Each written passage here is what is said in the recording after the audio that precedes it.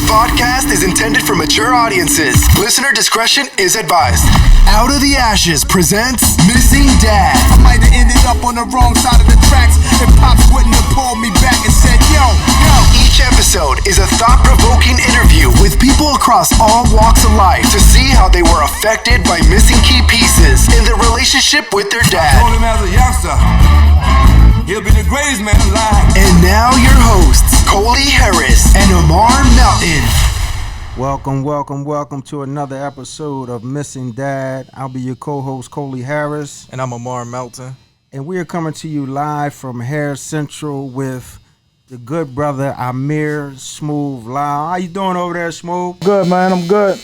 Yeah, he's over there finishing up a cut, chopping it up, man. He's going to be joining us in a minute to impart some of his wisdom and share some of his experiences with us. But first, before we go any further, I want to ask the young king, how was your first trip to Miami with epic. Your pop? It was epic. Can't talk about it too much. You know, some things we must omit. But that was a real good time, man. A lot of good energy down there. The 49ers fans, you know, they brought a lot of energy with them. Bang. You know, Niners gang. They stopped traffic. They you know, they were very proud and, you know, happy to be there until about, I want to say like 10 o'clock, 10 o'clock on Sunday. You went outside, wasn't a 49er fan in sight, man, Yeah. crying in the streets. They was gone, man. Yeah, so it was definitely a blessing having you down there. You know, I've experienced the Magic City many times, and it's always a beautiful thing, man. And it was nothing like having my son down there with me. Though you spent a lot of time running around with KO. Yeah. A lot of time running around with KO. So I can only imagine. I won't say Unc is a bad influence. I won't say that. Nah, we had a lot of fun, man, and you know, just it's hard to sit still in that city, man. There's so much to do and so many things to see. Yeah. And it's a special place, man. I will say that, man. That's we call it, a couple of us from down the neighborhood, down to city, we call it home. You know, because it's one of the times, the opportunities we get to just relax and just chill and, you know what I mean, enjoy. And it's always good vibe. I mean, don't get it twisted. You know what I mean, things happen down there and, you know what I mean, we respect what's going on and things happen down there. But we get to chill, man, and relax, man. It's just a good vibe, man. I'm going to buy a condo down there. I'm going to pull the trigger on one. Let's get it. I want one. We can share it. Let's just move. Let's just go. Yeah? Yeah. Nah, I ain't moving down there, but You're not moving? nah. Just visiting? Visiting, business play. Well, I can tell you like this. So when I came, you know, it's funny, when I came home, they always said to me, they said, oh, Miami's old, you know what I mean, we've been doing that. I was like, but nigga, I've been in jail.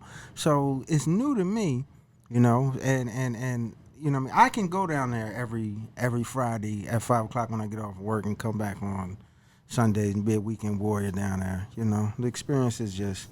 It's just awesome, man. I was glad that you got to experience that. Mayor, I don't know what you did with this heat over here, brother, but it's cooking over here, man. I told you that, man. Damn. I told you y'all was going to be all right. You want to come up I out ain't of got it. no jacket on. I got a couple extra pounds on, but damn, brother, this thing is real over here, man. Big homie, you been to Miami? Yes. A few times. Yeah. Yeah. How's your experience been down there? How's your experience? I don't want to speak I for you. had good experiences. I'm not going to hold you, man. A couple times I was down there on business, but sometimes I was down there on pleasure, too. Mm-hmm. And both times was very enjoyable. Yeah. Nah, you can't go wrong with that weather, man. I see you over here. By the way, this is, you know what I mean, no, let's not get it confused. This is my barber and also Amar's barber. You know what I mean? My hair's grown out a little bit. Don't judge me on that. Judge him on this sharp young brother that's going to be coming over here, you know. Mine's grown out a little bit. But Amir been cutting my hair ever since we came back from that plantation. You know, be cutting my hair diligently, you know, and it's been a beautiful thing. And I was talking to Amar before, and I told Amir years ago when we talked about it, I said your barber is not just a place where you go at to get your hair cut.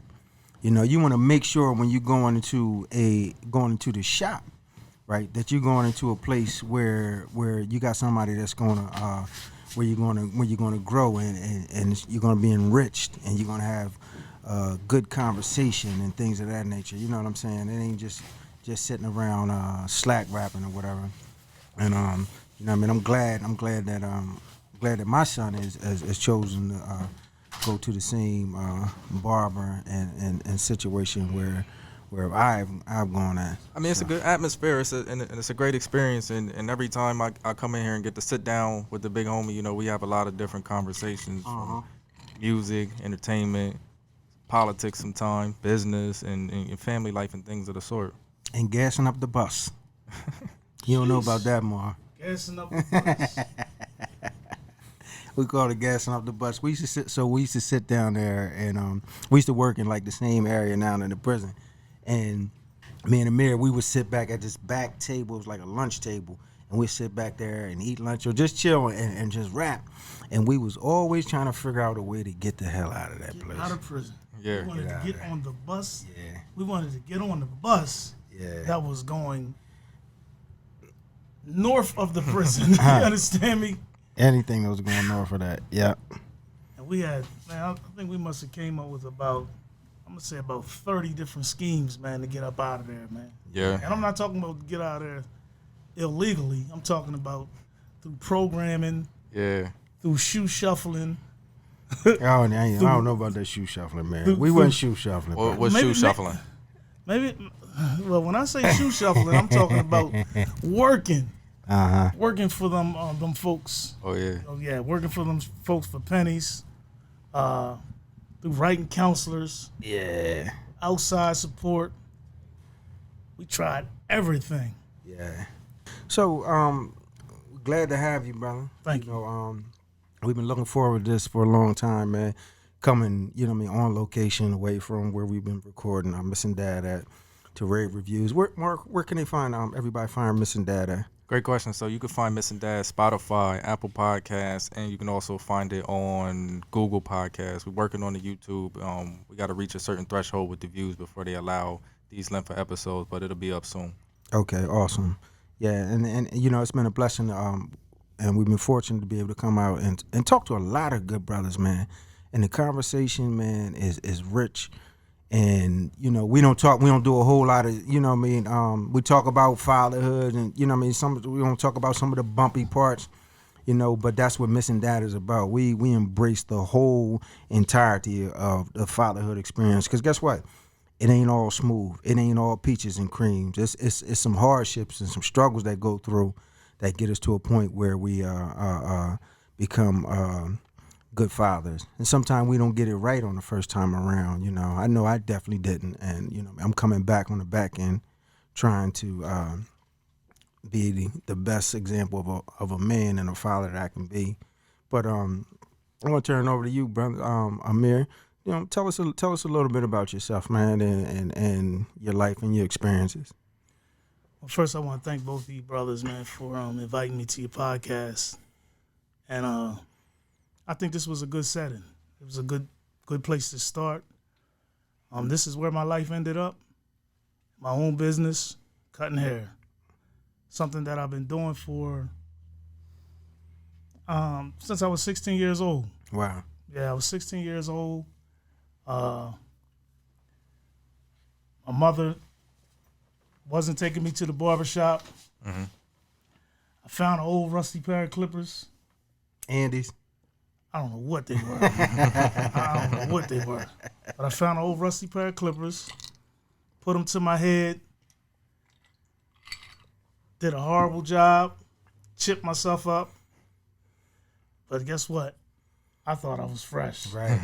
You know, right. I know I was fresh compared to everybody else that I was hanging around. They needed cuts. You know how we used to say everybody was woofing? Yeah. I might have had a bowl cut.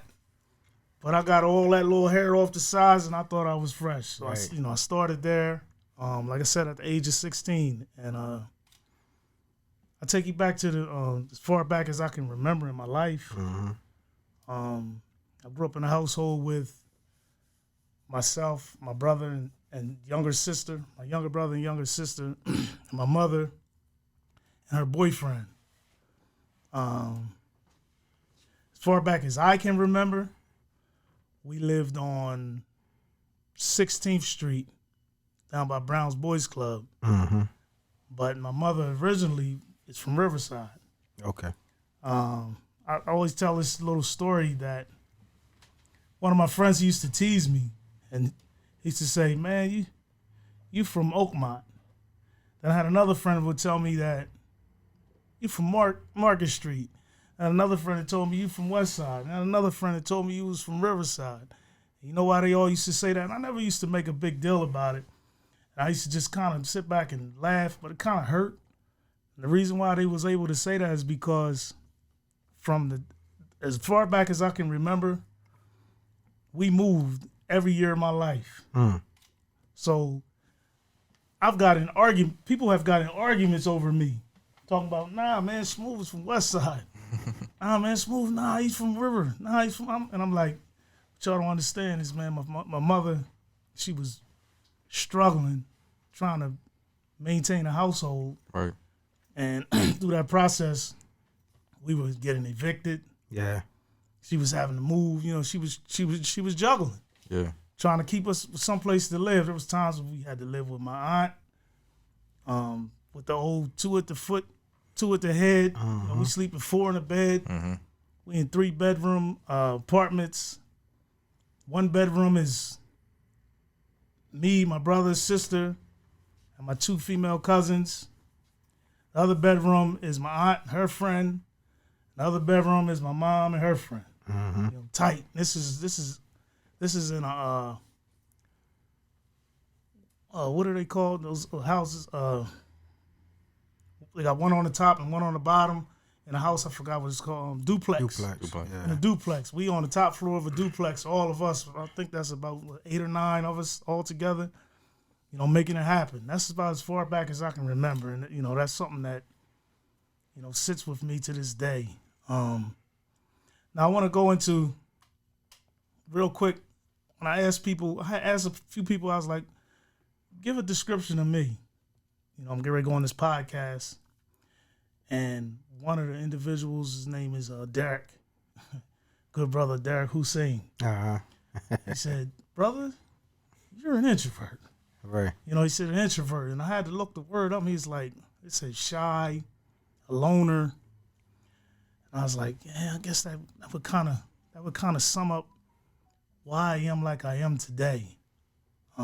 Always had an introverted perspective about myself. As I got older, I just became a little more standoffish and understanding how to stay away from suckers and stuff that doesn't apply to me. Yeah. But as growing up, it definitely was that. And, you know, one of the main reasons, and this is something that, Coley, this is something that's going to touch you when I tell you this, man. When I was in the 9th grade, I came home from school. I'm going to bounce around a little bit, and you can, you know, if there's anywhere y'all want to, want me to pick up from, I'll pick up. But when I was in the 9th grade, I came home from school one day, and my sister, she was crying. She was crying hard. She was crying because this man who was, my mother had married him, but he's just a man to me, not a father figure or anything. Right. I'll explain that a little bit further as I go along. He smacked her in her face. She used to wear glasses. And I know you wore glasses all your life, so I'm pretty sure you understand that when you break your glasses as a child, it's a big deal. It was a big deal. Yeah. So she was crying hard, but crying too hard. And I was like, all right, it's these glasses. We're gonna work it out with these glasses. But she just broke down and told me, she said, that man had been molesting her. Wow. For numerous years. I can't remember. I was still young at the time. I don't remember how long it was. But for numerous years. And this is the man that, my mother chose to marry, and I guess he kind of acted some sort of a father figure. I'll get into him in a minute. But what's going to really touch you is that man was down there the whole time we was down there, man. Whoa. And this is what I mean when I say this is the introverted part about me that you don't know. Wow. This man, I'm pretty sure you've shook this man's hand. Before you came down there, When I first got down, it was my whole mission that when I got down there to try to do everything I could to end this man's life. Like this is before you got down there. Oh, this is before you got down there. I caught him in the commissary line. I was in E building. For those of y'all who don't know where down there is, Oh, I'm sorry. It's the penitentiary. Yeah, the penitentiary. Right. And I'll get into a little bit of that as well. But I caught him in the penitentiary. He was in S1. You know, of course, he's serving I don't know, I'm not sure what kind of life bed it is, but he's serving some type of life bed for child molestation. And I caught him. He was actually working in the commissary window.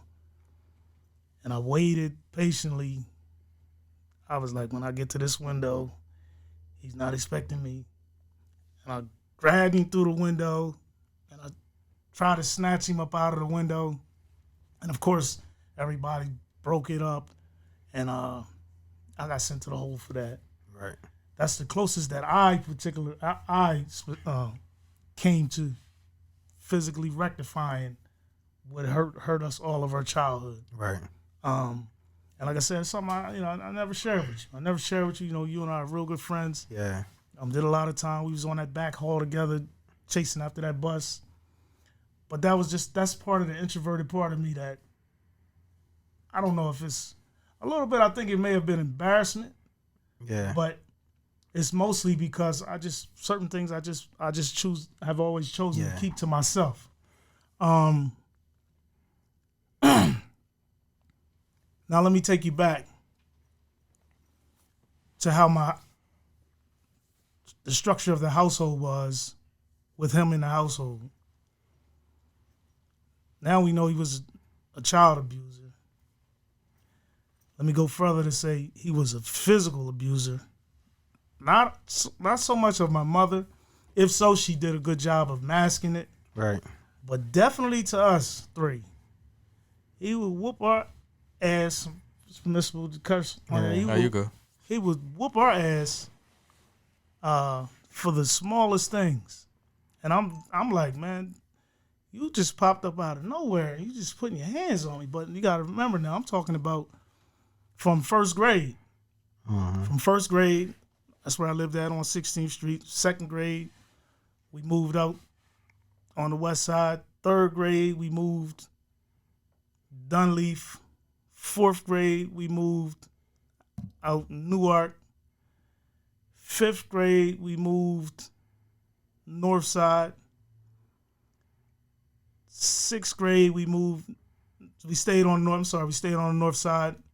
I think it's kind of foggy to me, but I know that we kept moving every year. And like I said, that's where the whole thing comes in as far as everybody. They would make bets on where I grew up at. Wow. One of my closest friends, he would always tease me and say, man, you from Oakmont. And I'd be like, all right, that's what you're going to say I'm from, man. But you really don't understand my story. And I would just leave it at that. Like, I would just leave it at that. Nothing wrong with Oakmont or nothing like that. He was just teasing because I claim West Side. But so he was just teasing. I'd be like, you really don't understand. I gotta ask you a question here, bro. Because, for my life, so and it's funny now, and I appreciate you sharing that, man, because I grew up in a 2-parent household all my life. A lot of people don't know that. Mm-hmm. My mother and father, and they weren't married. That's the crazy thing about it, but that's a whole nother story. They weren't married, then they got married later on in life when they were senior citizens collecting Social Security. And I was there. You was there? It was a good time. I wasn't there. I was down that place. But I grew up in the same house all of my life, you know what I mean? And, now I meet people. And I never knew that about you, brother. And it's like, how did that impact you moving around like that, moving like pretty much every year? Because I see young people doing that.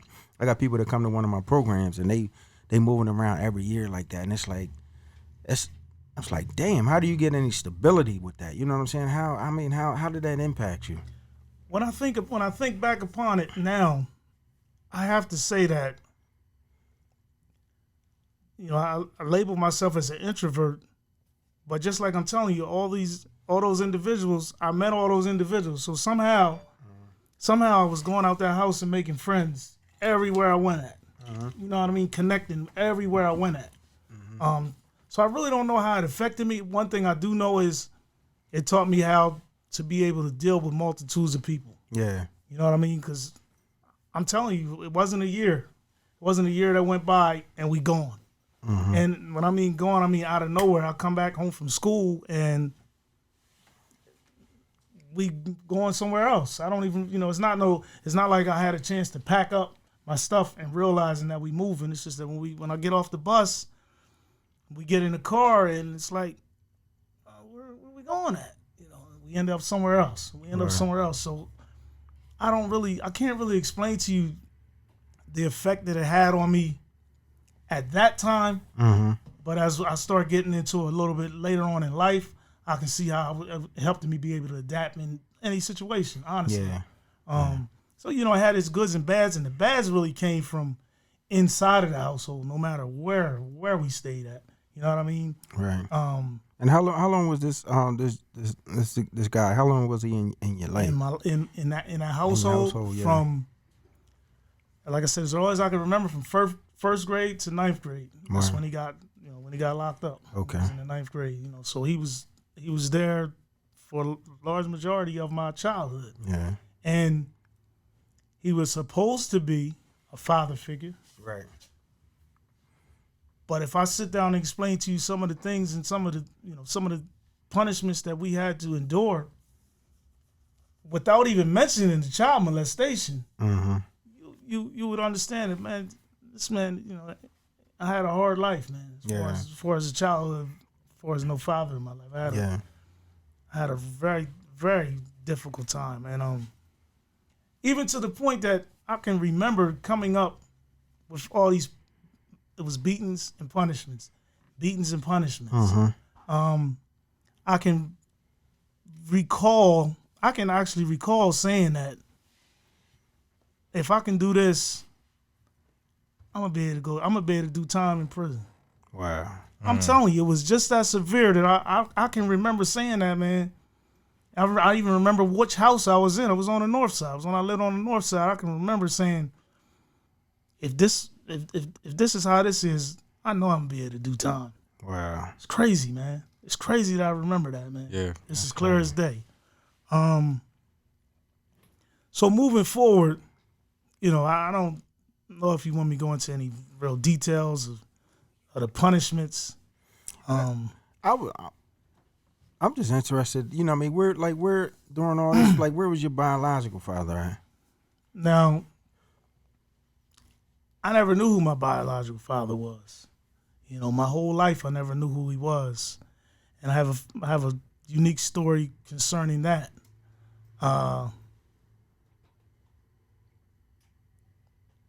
When I was coming up on the north side, I used to go to the rec center down Brown's Boys Club, go down there and play ball.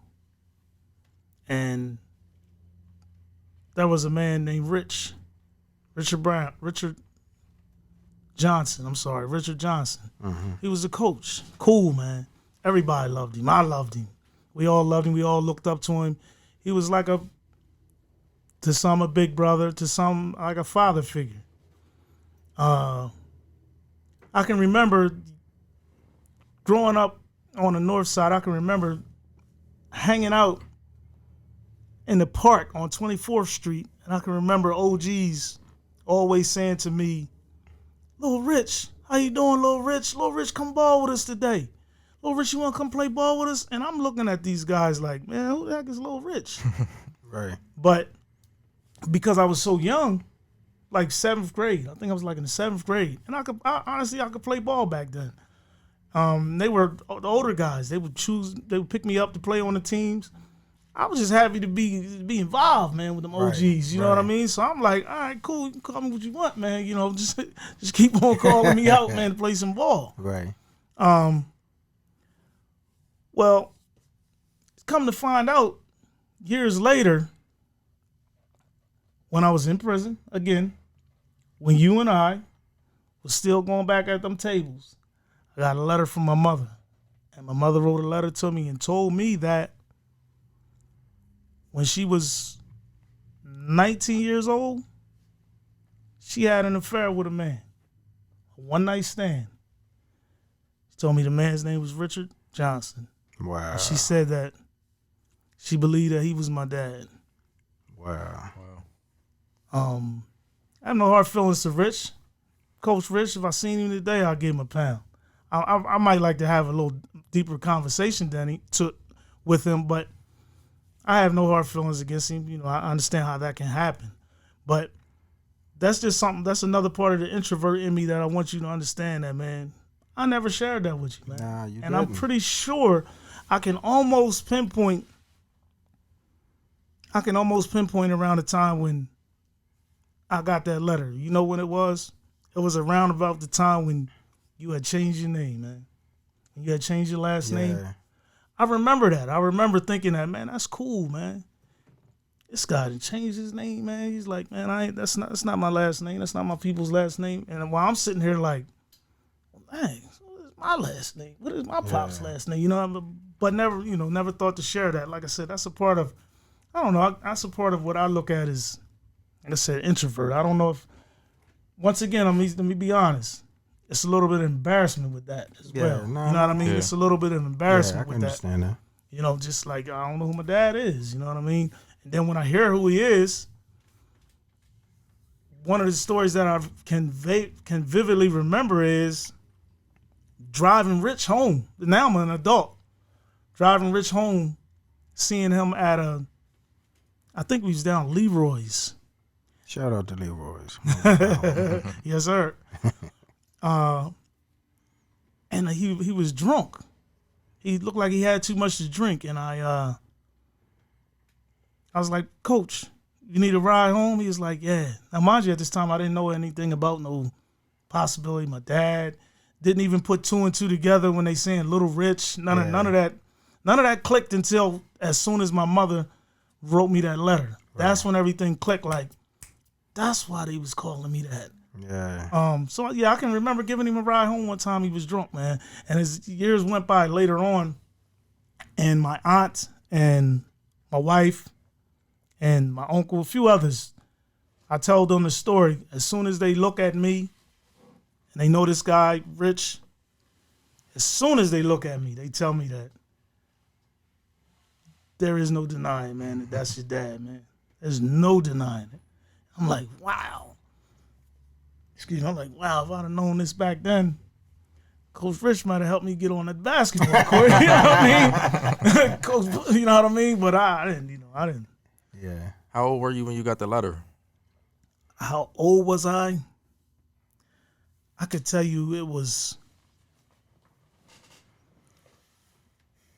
04. I'm 51 years old right now. Okay. I could tell you it was probably 04, 05. It was around then. That's all, count back, what's that? Something like mid-30s. 15 years ago, yeah, something like that, yeah. So you get this letter, you know what I mean? It's life-changing, altering news, and then you down. How much more time did you have in front of you that you had to do? I was on that bus, so I was thinking I could leave any day. Let me be clear about that. I was thinking I could leave any day, but my sentence didn't end until 08. Okay. So you get this letter, you know what I mean, and you still got some time ahead of you. And it's not really much you can do at that point. Did you feel like, I won't say lost or like helpless or anything? Like, you know what I mean? I'm sure you had questions. Yeah, like your world was kind of upended. I'll tell you what did upend my world concerning it. I have to go back and tell you just a little bit more of the story about my father. My mother came home. My mother woke me up one night when I was in the 12th grade. Woke me up one night in the middle of the night and said, I got somebody I want you to meet. Knock, knock, knock. Because, mind you, at this time, I never knew who my father was. I just assumed that he was never going to be around. Right. She introduced me to this man who she claimed that he was my father. Cool dude, man. Real nice man. So I meet him. Now, mind you, when I meet him, first of all, I'm groggy, but when I meet him, he about 6'4". He got like a reddish complexion to him, something like my nephew sitting right here. Yeah. Right? A little bit browner, but he's got that reddish tone to him. But still, I'm like, okay, cool. I done met my pop. I went on back to sleep, but I gave him a nice pound and was like, we're gonna bust it up later. I'm in 12th grade now. This is another time we had moved. Let me share that too. We was on Lancaster Avenue now. Right. It's another little spot we moved to. So we had started creating a bond. You know what I mean? So when I got this letter, after I'm down, we created a bond. He wrote me a few times. Couldn't wait for me to come home and all that. When I got this letter, now I'm like, whoa. And I put the 2 and 2 together, and what happened was this man was the man that she was dating back then. And, no fault of hers. I don't look any other way towards my mother, but she had a one-night stand. Right. In the midst of that, which, it happens often. Right. And what I believe happened is, back then they weren't taking blood fraternity tests. Mm-hmm. I believe that once my little black self came up out of there and maybe got about, I don't know, 2, 3 maybe, I don't know how old, because everybody tell me I look just like this guy, Rich. I think that's when her wheels started turning like, whoa. You know what I mean? Yeah. Whoa, this ain't his dad. But I left one thing out.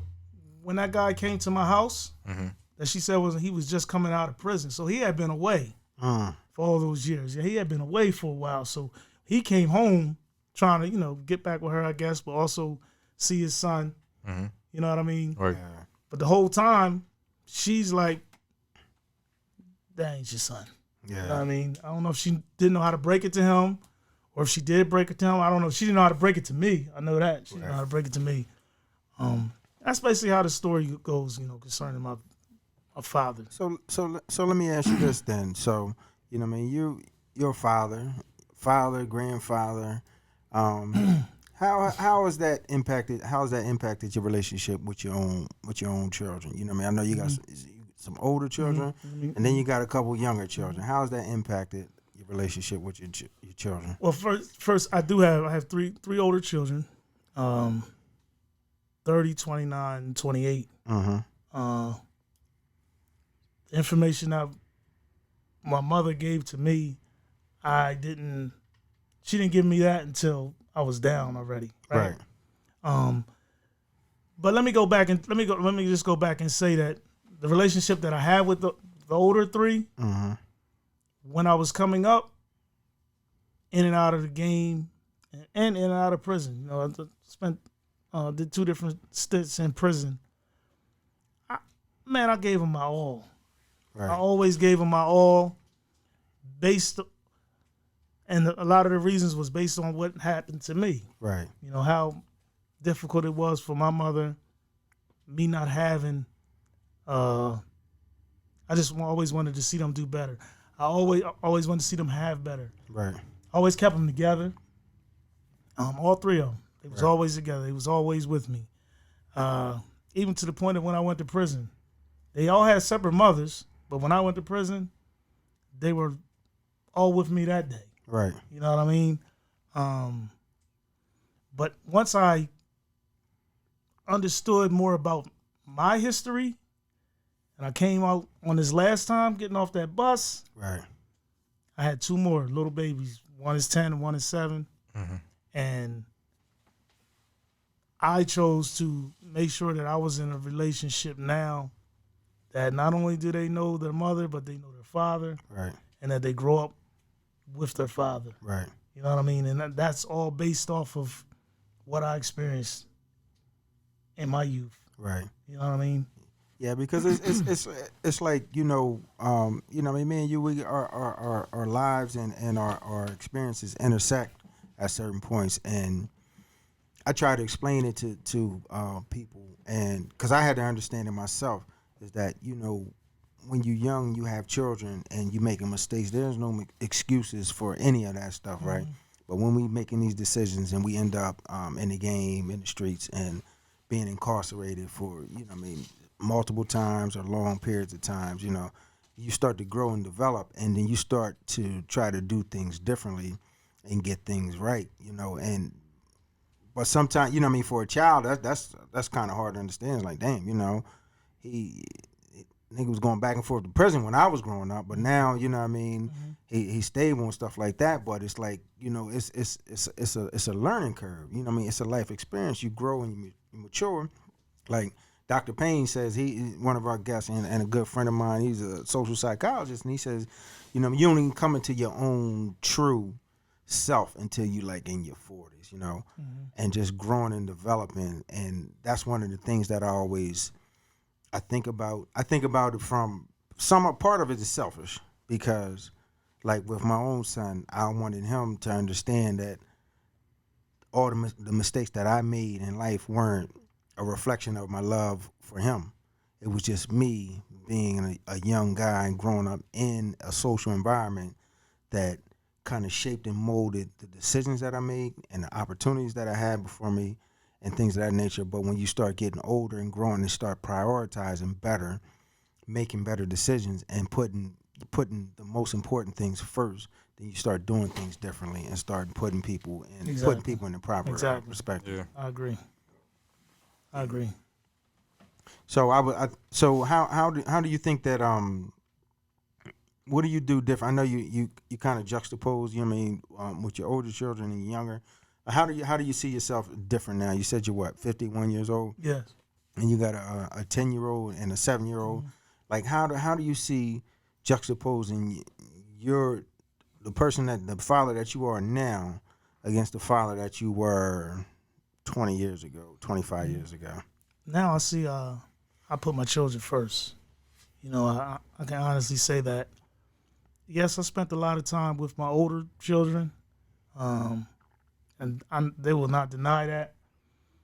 But I didn't put them first. Right. I was in the streets, heavy in the streets, and it was times that I could get a phone call and there was something else I had to do. Right. Whereas now, no matter what, I have to make sure that my children come first, and not just come first today, but I'm trying to make sure to set a future up for them as well. Right. Yeah, that's important. And that's something that growing up, I consider myself young. I consider myself young in the game. Mm-hmm. In the street, when I was in the street, I was young in the street, running around, trying to juggle.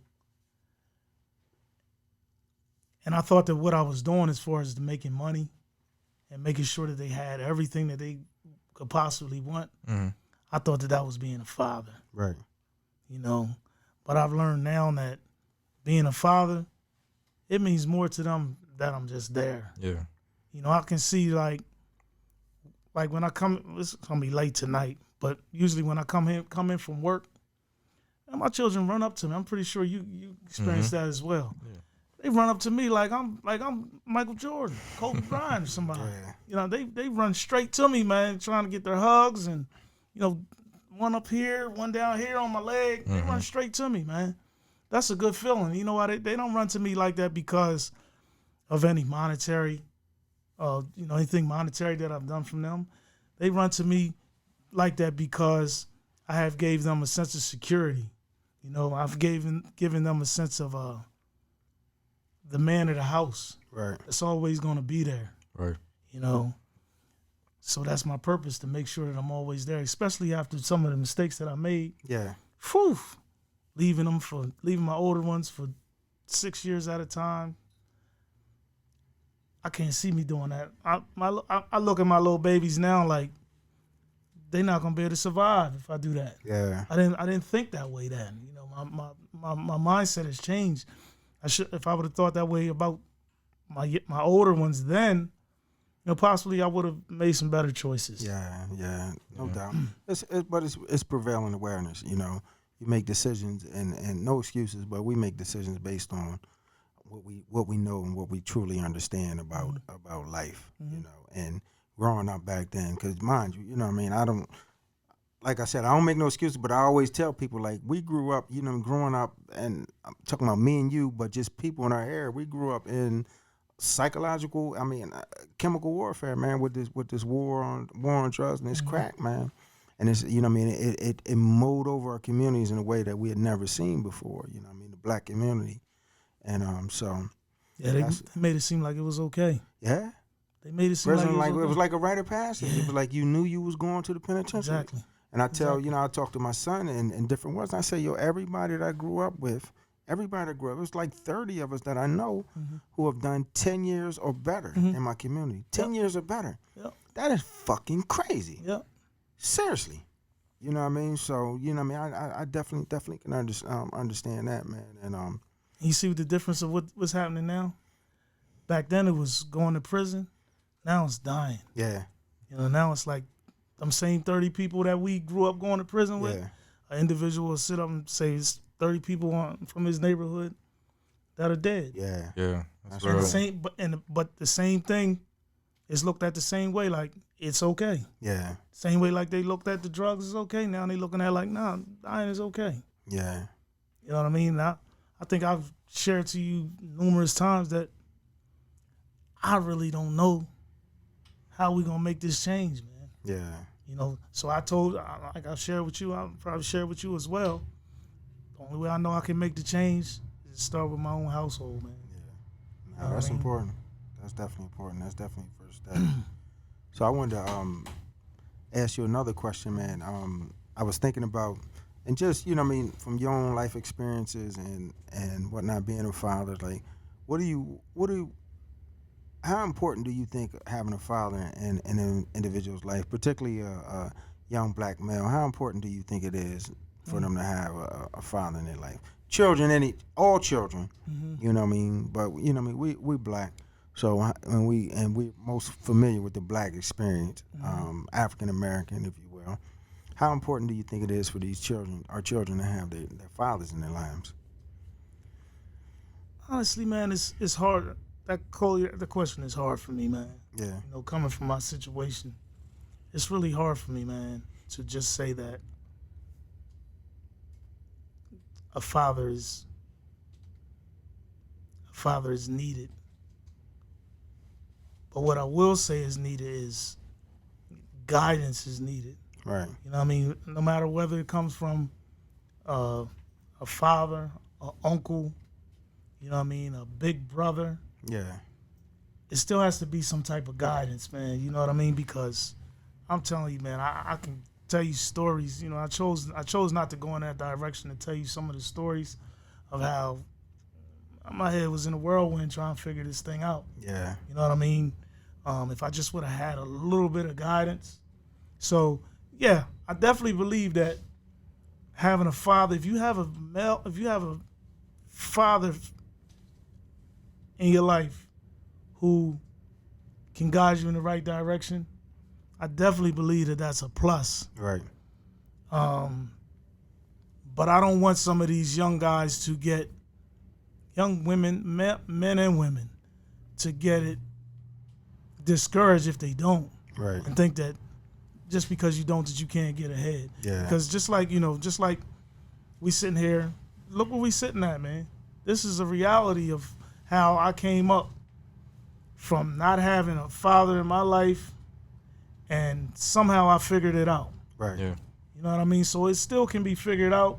But, boy, you can catapult a whole lot of things if you do have a father, an uncle, a grandpop.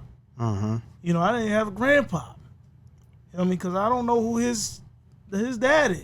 Right. You know what I mean? And my mother's my mother's father passed away young. Right.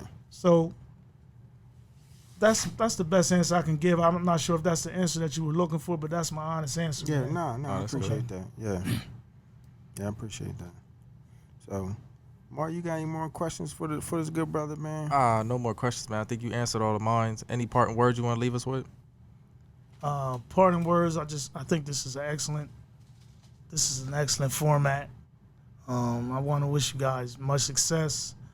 I do want to say that sitting to my left is my nephew, and I brought him here to just basically sit back, listen, and observe.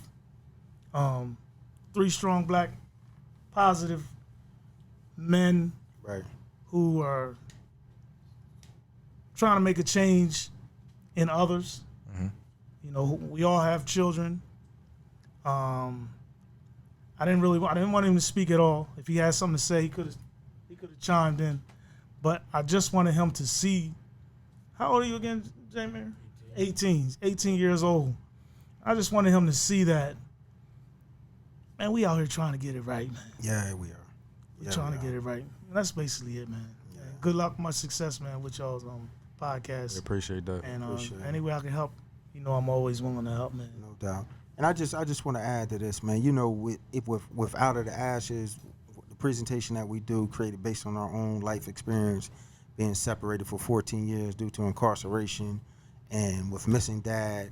You know, our whole message is, you know, you have triumph, you have challenges, you know what I mean, but we come through it with hope on the back end. You know what I mean? Understanding that people make mistakes, people aren't perfect, and it has to be some type of openness to rectifying situations and looking for an avenue of healing, and to give people opportunity to try to make good and make better decisions. You know what I mean?